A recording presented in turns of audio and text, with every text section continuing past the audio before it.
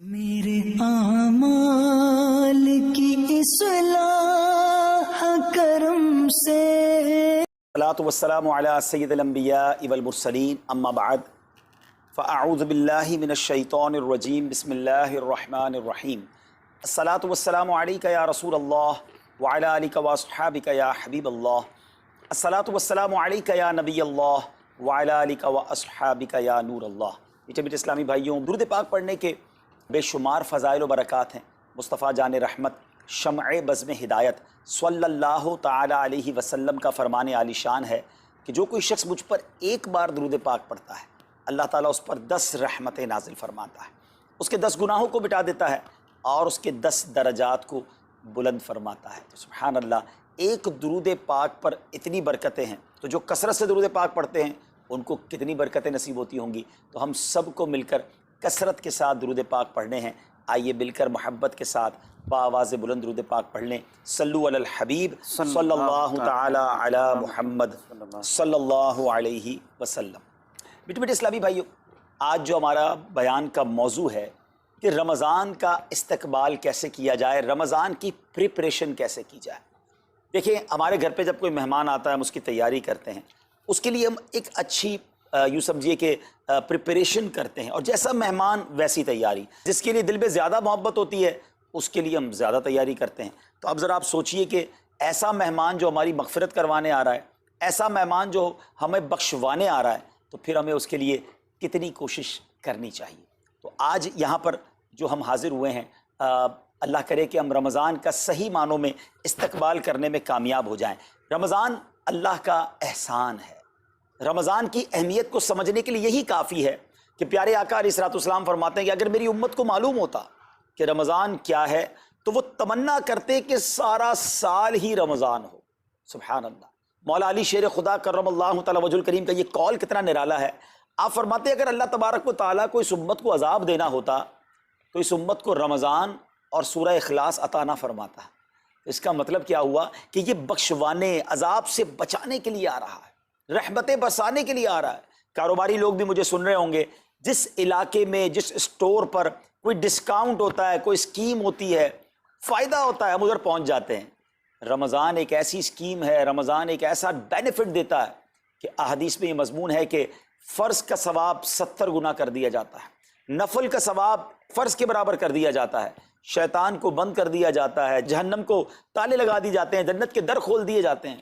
روزہ دار کے منہ سے جو اسمیل آتی ہے، جو بو آتی ہے، بعض اوقات ہم کہتے ہیں یار پیسٹ نہیں کر سکے پورا دن، منہ سے اسمیل آ رہی ہے، سنیے یہ اسمیل جو ہے یہ اللہ کے نزدیک مشک کی خوشبو سے بھی زیادہ بہتر ہے۔ اللہ اللہ، ذرا آپ غور تو کیجئے، ہر سجدے پر 1500 نیکیاں دی جاتی ہیں، ہر سجدے پر سرخ یاقوت کا جنت میں ایک محل بنا دیا جاتا ہے۔ اتنی نیکیاں، پھر وہ کتنا بدنصیب ہے جو رمضان میں بھی عبادت نہ کرے، رمضان میں بھی اللہ کو راضی کرنے میں کامیاب نہ ہو۔ روزانہ افطار کے وقت 10 لاکھ گناہ گار بخش دیے جائیں، اور جناب ہر جمعے کو جب رمضان میں جمعہ آئے تو ہر لمحے 10 لاکھ گناہ گار بخشے جائیں، تو کروڑوں اربوں لوگوں کی بخشش گویا رمضان میں ہونی ہے۔ تو پھر ہمیں اس کی کیسی تیاری کرنی چاہیے، کتنا ثواب کمانے کے بارے میں سوچنا چاہیے۔ لیکن یہاں ایک اور بڑی امپورٹنٹ بات ہے، ایک تو رمضان میں نیکیاں کرنی ہے، دوسرا بڑا کام یہ کرنا ہے کہ ہمیں رمضان میں گناہوں سے بچنا ہے، کیونکہ عادتیں تو ساتھ ہی لگی ہوئی ہیں نا۔ شیطان بند ہے لیکن ہماری اپنی عادتیں، جس کی روز حرام دیکھنے کی عادت ہے، حرام سننے کی عادت ہے، حرام بولنے کی عادت ہے، ایسا تو نہیں ہوگا نا چاند آتے ہی سارے سوئچ آف ہو جائیں گے، وہ عادتیں ساتھ ہی چل رہی ہوتی ہیں۔ غور کیجئے کہ رمضان میں جو گناہ کرتا ہے نا، اس کا عذاب بھی بڑھ جاتا ہے، اس کی پنشمنٹ بھی بڑھ جاتی ہے۔ یہ ایسے ہی ہے کہ کوئی مسجد کے اندر آ کے گناہ کرے تو آپ کہیں گے نا یار خدا کا خوف کرو، مسجد میں ایسا کام کر رہے ہو۔ کوئی مکہ شریف حرم میں اندر جا کر گناہ کرے تو کتنا شدید ہو جائے گا وہ۔ تو رمضان جب اتنا مقدس مہینہ ہے، اس میں گناہ کرنا، اس کی پنشمنٹ بھی زیادہ ہے۔ ایک بار مولا علی شیر خدا کرم اللہ تعالی وجہ الکریم نے ایک قبر والے کا حال دیکھا، اور دیکھا اس قبر والے پر عذاب ہو رہا ہے، اور وہ چلانے لگا، عرض کرنے لگا اے علی میری مدد فرمائیے، اللہ کی بارگاہ میں سفارش کیجئے۔ مولا علی شیر خدا نے ہاتھ اٹھائے کہ اے مولا اسے بخش دے۔ ارشاد ہوا اے علی اس کی سفارش نہ کریں۔ عرض کی مولا وجہ کیا ہے؟ ارشاد فرمائے رمضان کے روزے تو رکھتا تھا مگر رات گناہوں سے باز نہیں آتا تھا۔ روزے رکھ کر گناہ کرنے والے کو اتنا عذاب، تو جو روزے ہی نہ رکھے، ایسے بھی لوگ ہیں جو رمضان میں روزے نہیں رکھتے۔ پلیز اس کو ایزی نہ لیں۔ ہمیں نہیں معلوم، پتہ نہیں اگلا رمضان پھر نصیب ہوگا کہ نہیں۔ پچھلے رمضان میں کتنے لوگ تھے جو ہمارے ساتھ تھے، اس رمضان میں نہیں ہے۔ اور اللہ پہلے تو ہم یہ دعا کرتے ہیں اللہ ہمیں یہ رمضان بھی عطا کر دے۔ زندگی کا کیا بھروسہ، دنیا کی جو کیفیت ہے آپ کے سامنے ہے، کبھی بھی جا سکتے ہیں۔ تو پھر اس رمضان کو تو سمجھ لیں بس ایک موقع بنا دیں، لائف چینجنگ ایکسپیرینس بنا دیں کہ بس اس میں عبادت کرنی ہے، اس میں خوب سجدے کرنے ہیں، اس میں روزے رکھنے ہیں، اس میں تراویح پڑھنی ہے، اس میں گناہ نہیں کرنے ہیں۔ اور آئیے میں آپ کو بتاتا ہوں کہ نبی پاک صلی اللہ تعالیٰ علیہ وسلم رمضان کیسے گزارتے تھے۔ ایک مسلمان کے لیے اس سے بہترین رول ماڈل کیا ہوگا کہ رمضان میرے آقا کیسے گزارتے۔ تو مختلف احادیث کا جو سمری ہے وہ یہ ہے کہ نبی پاک علیہ الصلوۃ والسلام عبادت میں کمر بستہ ہو جاتے، بستر پر کم تشریف لاتے۔ بی بی عائشہ فرماتی ہیں کہ نبی پاک کے چہرے کا رنگ بدل جاتا تھا، متغیر ہو جاتا۔ کیوں؟ کہ نبی پاک پر خوف خدا طاری ہوتا، آپ گر گڑاتے، آپ رات بھر التجائیں کرتے۔ میرے آقا رو رو کر دعاؤں میں رمضان گزارے، چہرے کا رنگ بدل جائے۔ اور یہاں کچھ لوگ تو وہ ہیں کہ جن کا وزن ہی بڑھ جاتا ہے رمضان میں، اتنا کھانا کھانا ہے، سحری میں زیادہ کھانا ہے کہ سارا دن بھوکا رہنا ہے، افطار میں اس لیے زیادہ کھانا ہے کہ پورا دن بھوکا رہے تھے، پھر رات کو 2-3 بار مزید کھانا ہے کیونکہ کل روزہ رکھنا ہے۔ تو رمضان فوڈ فیسٹیول نہیں ہے، رمضان عبادت کے لیے آیا ہے۔ لوگ تیاری کر رہے ہوں گے بھی رمضان کی، وہ کیا کر رہے ہوں گے کہ افطار میں کیا پکانا ہے، سحری میں کیا پکانا ہے، کون سا آئٹم شارٹ ہے۔ نہیں میرے بیچے اسلامی بات، یہ جو بھوک کا احساس ہے نا روزے میں، اس کی حکمت علماء نے بیان کی ہے کہ بھوک غربت کا احساس دلاتی ہے، فقیری کا احساس دلاتی ہے، بندے کا غرور تکبر بیٹھ جاتا ہے، کتنے نقاہت میں آ جاتے ہیں ہم، ہمت ہی نہیں ہوتی کوئی کام کرنے کی۔ تو یہ احساس دلاتی ہے کہ تیری اوقات کیا ہے، غریب کیسے زندگی گزارتا ہے، فقیر کیسے زندگی گزارتا ہے۔ لیکن کچھ لوگ وہ ہیں جن کو بھوک نہیں لگتی کیونکہ وہ اتنا کھا لیتے ہیں یا پھر سوتے ہی رہتے ہیں۔ روزے کی حکمت یہ نہیں ہے، نبی پاک آنسو بہاتے تھے، آقا کا چہرے کا رنگ بدل جاتا۔ اور پھر بتایا کہ رمضان میں جب جبریل امین نبی پاک علیہ الصلوۃ والسلام کے پاس آتے تو آقا علیہ الصلوۃ والسلام ان کے ساتھ قرآن پاک کا دور فرماتے۔ اور پھر ایک اور نبی پاک کا خوبصورت انداز کہ پیارے آقا ویسے تو سب سے بڑھ کر سخی ہیں، مگر جب رمضان آتا تو نبی پاک کا دریائے سخاوت ایسے بہتا تھا جیسے تیز آندھی، بلکہ اس سے بھی زیادہ۔ اللہ اللہ، یہ 3-4 چیزیں آپ نے اور میں نے پکڑ لینی ہیں۔ آقا علیہ الصلوۃ والسلام کے پیچھے پیچھے جانا ہے نا جنت میں، ہم نے بھی یہ کام کرنا ہے۔ یہ راتیں مانگنے کی راتیں، التجا کرنے کی راتیں، سجدے کرنے کی راتیں، ہمیں تہجد بھی پڑھنی ہے، ہمیں انشاءاللہ نوافل بھی پڑھنے ہیں، اور کم از کم قرآن ایک بار تو پورا انڈرسٹینڈ تو کریں نا۔ تلاوت، ترجمہ، تفسیر کب کریں گے؟ بڑی بڑی ڈگریاں ہیں، بڑے بڑے پاسپورٹ اور جناب بہت سارا سرمایہ ہے، مگر ایک بار بھی قرآن پورا ترجمے اور تفسیر سے نہیں پڑھا ہوگا۔ بہت سارے لوگ ایسے ہیں، ذرا سوچئے نا۔ اچھا یہ مہینہ نزول قرآن کا مہینہ ہے، رمضان اور قرآن کو جو خاص نسبت حاصل ہے نا، تو اس مہینے میں قرآن کو پکڑ لیں۔ آئے ہائے، اللہ کرے رمضان قرآن کے ساتھ گزرے، ہماری صبح قرآن کے ساتھ ہو، ہماری شام قرآن کے ساتھ ہو، ہم قرآن سمجھنے والے بن جائیں۔ اچھا میں ایک اور بات بتاؤں آپ کو، مہینہ کتنا پیارا ہے۔ صرف اس مہینے میں قرآن نازل نہیں ہوا، باقی بھی جو 3 آسمانی کتابیں ہیں نا، زبور، انجیل، توریت، یہ بھی رمضان میں ہی نازل ہوئی ہیں۔ اللہ کریم نے ان تمام مبارک کتابوں کو نازل کرنے کے لیے رمضان کا مہینہ منتخب فرمایا۔ اتنا مبارک مہینہ ہے تو ہمیں خوب اس میں تلاوت قرآن کرنی۔ اور اب دعوت اسلامی نے کتنا آسان کر دیا، تفسیر قرآن عطا فرما دی صراط الجنان آسان اردو میں، اور پھر جناب اس کو اپلیکیشن پر بھی دے دیا، اس کے PDF بھی جاری کر دیے، ڈاؤن لوڈ کر لیں موبائل میں۔ اب تو آڈیو تفسیر قرآن بھی آپ کو دے دی۔ اگر پھر بھی سنیں نہ، پڑھیں نہ، قرآن سے دور رہیں تو یہ ٹھیک نہیں ہے۔ پلیز اس رمضان کو قرآن کے ساتھ گزاری۔ اور پھر جو نبی پاک کا جو سخاوت والا انداز ہے نا، صدقہ و خیرات کرنا، ہر سائل کو عطا فرماتے، تو یہ بھی ہمارا ایٹیٹیوڈ ہونا چاہیے کہ خوب دل کھول کر خرچ کریں۔ سب سے پہلے اپنی پوری زکوٰۃ ادا کریں۔ یہ اتنی بڑی اب بدقسمتی ہوتی جا رہی ہے، ایسا فیل ہوتا ہے دنیا بھر کے تاجران اور لوگوں سے جب ہم ملتے ہیں کہ جس طرح رمضان کے علاوہ بہت تھوڑی تعداد میں مسلمان نماز پڑھتے ہیں نا 5 ٹائم، ایسا لگتا ہے اب زکوٰۃ بھی بہت کم لوگ ہی دیتے ہیں، پوری زکوٰۃ نہیں دیتے، اندازے سے نکال دی، کیلکولیشن کرتے نہیں ہیں۔ اور یہ بھی فیلنگز آتی ہیں کہ زکوٰۃ جتنی بڑھتی جاتی ہے نا، ہزاروں میں جس کی زکوٰۃ ہے وہ دے دیتا ہے، لاکھوں والا بھی شاید دے دیتا ہے، لیکن جب زکوٰۃ ہی کروڑوں میں پہنچ جاتی ہے نا، تو پھر یہ دل پر بھار پڑنا لگ جاتا ہے، ڈیفیکلٹ لگنا شروع ہو جاتی ہے۔ بندہ یہ کیوں نہیں سوچتا کہ اگر اللہ پاک نے مجھ پر لاکھوں میں زکوٰۃ ہے تو اللہ نے کروڑوں دیے تو لاکھوں میں زکوٰۃ ہے۔ اگر کروڑوں میں زکوٰۃ ہے، اربوں ہیں تو کروڑوں میں زکوٰۃ ہے نا۔ زکوٰۃ کتنی ہے؟ ضروریات زندگی کی تمام چیزوں سے فارغ ہونے کے بعد جو مال تجارت، سونا چاندی، کیش یا پرائز بانڈ، یہ جو اس کی تفصیلات ہیں، اس پر 2.5% ہے۔ میں ایک اور لاجک سے آپ کو بات سمجھاؤں، اگر اس لاجک سے سمجھیں تو زکوٰۃ تو 1-1.5% بنتی ہے۔ وہ کیسے؟ ہم سب کے گھر نکل گئے، اس پہ زکوٰۃ نہیں ہے، ہماری گاڑیاں نکل گئیں، اس پہ زکوٰۃ نہیں ہے، جن کی فیکٹریاں ہیں وہ فیکٹریاں بھی مائنس کر دی گئیں، جن کی دکانیں ہیں وہ دکانیں بھی مائنس ہو گئیں۔ اچھا جناب، اس کے علاوہ اگر کرائے پہ کچھ پراپرٹی دی ہوئی ہے اس پر زکوٰۃ نہیں ہے۔ اگر ان سب پر زکوٰۃ ہوتی، یعنی جو کچھ میرے پاس ہے ان سب پر ہوتی تو کتنی زیادہ ہو جاتی، اور اتنی ساری چیزیں نکل گئیں تو پھر تو اگر ٹوٹل پر لگائیں تو 1-1.5% ہی بنتا ہے۔ تو اب جب سب کچھ نکالنے کے بعد تھوڑے سے مال پر 2.5% ہے، اور بھی سال میں ایک بار ہے، تو اس کو بھاری نہ سمجھیں، یہ بربادی ہے جو زکوٰۃ نہیں دیتے۔ یاد رکھیے گا، حدیث پاک کا مضمون ہے کہ یہ مال کا میل ہے، جس مال سے مل جائے اس مال کو بھی برباد کر دیتا ہے۔ بربادیاں آتی ہیں، بے سکونیاں آتی ہیں، بیماریاں آتی ہیں، اور آگے جو دے دیتا ہے سبحان اللہ، اس کے بارے میں حدیث پاک میں آتا ہے کہ اپنی زکوٰۃ دے کر اپنے مالوں کو مضبوط قلعوں میں قید کر لو، اپنے مال کو سیکیور کریں۔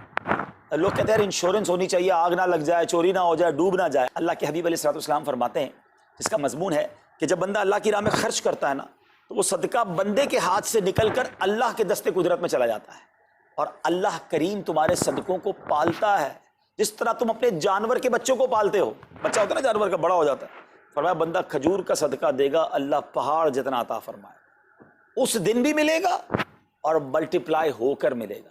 اچھا جو ادھر خرچ کیا ادھر کیا ملے گا؟ ادھر بھی نبی پاک علیہ الصلوۃ والسلام فرماتے ہیں، جس کا مضمون ہے میں قسم کھا کر کہتا ہوں، یعنی نبی پاک تو جو فرمائے حق ہے۔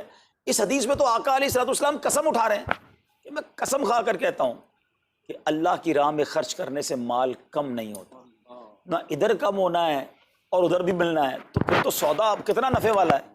اور یہ آپ چیک کر لیں پوری دنیا میں جہاں مجھے سنا جا رہا ہے کہ جو لوگ پوری زکوٰۃ دیتے ہیں نا ان کا مال ملٹیپلائی ہوتا ہے، اگلے سال زیادہ زکوٰۃ دے رہے ہوتے ہیں۔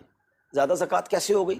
کیونکہ مال بھی بڑھ گیا، تو ادھر بھی بینیفٹ ہے ادھر بھی بینیفٹ ہے، نقصان کا سودا ہی نہیں ہے۔ پھر چاہتے ہو بلاؤں سے بچ جائیں تو روایتوں کا مضمون ہے کہ صدقہ بلا اور بندے کے بیچ میں آ جاتا ہے، بلا اترتی ہے صدقہ روک لیتا ہے، لڑائی کرتا ہے اس سے، اور بندے پر بلائیں اور پرابلمز اور ڈیفیکلٹیز آنے سے اسے روکتا ہے۔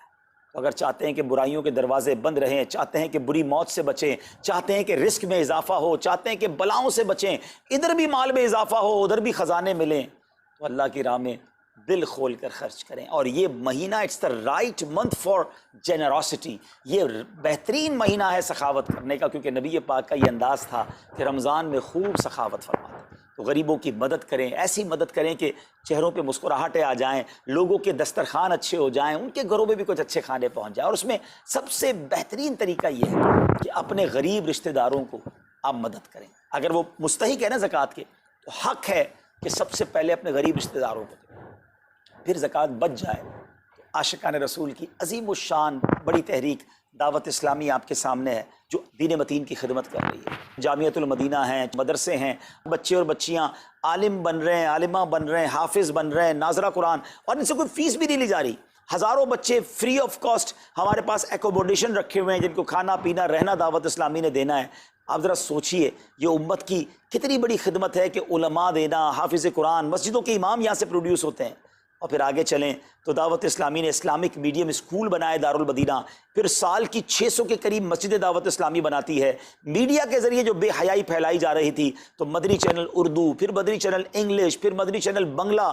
اب بچے مذہبی پروگرام اتنا غور سے نہیں دیکھتے تھے، وہ اپنے بچوں کے آئٹمز دیکھنا چاہتے تھے، تو گناہوں بھرے کارٹونز اور پروگرام سے اور پوئمز سے چھڑانے کے لیے Islamic poems, Islamic cartoons, Islamic بچوں کے پروگرام، تاکہ بچے بھی جو ہے وہ الحمدللہ بچے رہیں۔ اور اب اس کی کیا زبردست پاپولیرٹی ہے کہ آپ کڈز مدنی چینل کے یوٹیوب چینل پہ جائیں، ہمارا ایک ایک کلپ 10 ملین 12 ملینز میں دیکھا جا رہا ہے۔ تو کون دیکھ رہا ہے؟ وہ بچے جو گناہوں بھرے کارٹونز دیکھتے تھے، اب الحمدللہ اللہ رسول کی باتیں وہاں سن رہے ہیں۔ پھر آگے چلیں تو دعوت اسلامی جناب یہ دینی کاموں کے ساتھ ساتھ جو ویلفیئر کے کام کر رہی ہے، غریب مسلمانوں کی امداد کا کام، زلزلے اور سیلاب زدگان کی ریسکیو کرنے کا کام، گونگے بہرے نابینا اور معذور افراد کی ریہیبلیٹیشن کا کام، تھیلیسیمیا کے مریضوں کو خون دینے کا کام، 26 لاکھ مسلمانوں کو دنیا بھر میں راشن، کھانا پانی صرف اس ایک سال میں دعوت اسلامی نے پہنچایا۔ تو یہ کمال کی آرگنائزیشن ہے۔ دیکھیں آپ دنیا کی بہت بہت ساری NGOs کو جانتے ہوں گے، کوئی مدرسے چلاتا ہے تو مدرسے ہی چلاتا ہے، کوئی مسجد بناتا ہے تو مسجد ہی بناتا ہے، کوئی کھانا کھلاتا ہے تو کھانا ہی کھلاتا ہے، کوئی جناب غریبوں کی مدد تو وہی کام، کوئی ہاسپٹل تو ہاسپٹل۔ دعوت اسلامی ان ون امبریلا اتنے ساری ڈائیورسٹی کے ساتھ جو دین کی خدمت کر رہی ہے، دنیا میں اس کی مثال نہیں ملتی ہے۔ لاکھوں لوگوں کو دین بھی سکھایا جا رہا ہے، غیر مسلموں کو مسلمان بھی بنایا جا رہا ہے، بے عملوں کو با عمل بنایا جا رہا ہے، بے پردہ خواتین کو با پردہ بنایا جا رہا ہے، بے نمازیوں کو نمازی بنایا جا رہا ہے، ماں باپ کے نافرمان فرما بردار ہو رہے ہیں، شراب اور نشے کے عادی چھوڑ کر نمازی بن رہے ہیں، تو جہاں مریض ہیں ان کو خون بھی دیا جا رہا ہے، گھر میں بیٹھ کر میڈیا کے ذریعے اور سوشل میڈیا کے ذریعے لوگوں تک دین پہنچایا جا رہا ہے۔ تو یہ کمال کی ڈائیورسٹی ہے۔ تو میں تو سچ بتاؤں، یہ جملہ کہا کرتا ہوں کہ میرے اور آپ کے پیسوں کا نصیب ہے کہ وہ دعوت اسلامی میں لگ جائے۔ تو یہ آپ آگے بڑھیے اور دین کے اس کام میں مزید حصہ ملائیے۔ خاص طور پہ فار ایسٹ میں آپ دیکھ لیں، کوریا میں، ہانگ کانگ میں، اور جناب یہ سری لنکا میں، تھائی لینڈ میں، ملیشیا میں، کتنے جاپان میں، کتنے ملکوں میں دعوت اسلامی کام کر رہی ہے اپنی اپنی بساط کے مطابق۔ اور لیکن ابھی مزید ادارے بنانے، ہمیں ان ملکوں میں بھی بنانے، ان ملکوں میں بھی آگے بڑھنا ہے۔ تو اگر آپ بھی چاہتے ہیں کہ میرے آقا کے عشق کا پیغام، سنت رسول کا پیغام، مسلک اعلیٰ حضرت کا پیغام، نبی پاک کے دین کا پیغام پوری دنیا میں پھیلے، تو وی ہیو ٹو سپورٹ دعوت اسلامی، نہ صرف فائنینشلی، پریکٹیکلی بھی۔ ہمیں آپ بھی چاہیے، خود حصہ ملائیں نا۔ سیدنا عثمان غنی رضی اللہ تعالیٰ عنہ نے صرف مال نہیں دیا تھا، آپ پریکٹیکلی بھی نبی پاک کے ساتھ شریک ہوتے تھے نا۔ آپ اپنے عطیات بھی دیں، اور دنیا کے جن ملکوں میں آپ مجھے سن رہے ہیں وہ دعوت اسلامی والوں کے دست و بازو بنے۔ کمزوری کہاں نہیں ہوتی، ہاں ہمارے گھر میں کمزوری ہوتی ہے، ہم سب مل کر کام کریں گے تو کمزوریاں بھی دور ہوں گی اور ترقی آ جائے گی، اور ہمیں اس کا ثواب بھی ملے گا۔ تو آج میں دنیا بھر میں جہاں مجھے دیکھ رہے ہیں، پلیز اچھی نیتیں کریں۔ اچھا ایک بات اور سن لیں، ہم بعض اوقات کیا سوچتے ہیں کہ ہمارے ملک کا خرچہ مثال کے طور پہ $20,000 ہے، وہ ہم لوگوں نے کر لیا، اب اور چندے کی کیا ضرورت ہے؟ دعوت اسلامی کسی ایک ملک کی نہیں ہے، انٹرنیشنل دعوت اسلامی کے لیے سوچیں۔ دنیا میں جہاں بھی دین کا کام ہو رہا ہے وہ میرا ہے، یہ میں اپنے ملک اور اپنی سٹی کے بارے میں سوچوں گا تو شاید میں بڑا کام نہ کر سکوں۔ آپ کو تو موقع مل رہا ہے انٹرنیشنلی مدنی کاموں میں اپنا حصہ ملائیں، تو دعوت اسلامی کو دل کھول کر سپورٹ کریں۔ ہم انشاءاللہ جتنے عطیات بڑھیں گے انشاءاللہ مزید مدنی کام بڑھانے کا ارادہ رکھتے ہیں۔ اللہ کریم اپنی بارگاہ میں ہم سب کا جمع ہونا قبول فرمائے اور دل کھول کر خرچ کرنا نصیب فرمائے، اور اس رمضان کو ہماری مغفرت کا ذریعہ بنا دے۔ اس رمضان کو نبی پاک علیہ الصلوۃ والسلام کے نقش قدم کے مطابق چل کر گزارنے کی توفیق عطا فرمائے۔ صلو علی الحبیب صلی اللہ تعالی علی محمد صلی اللہ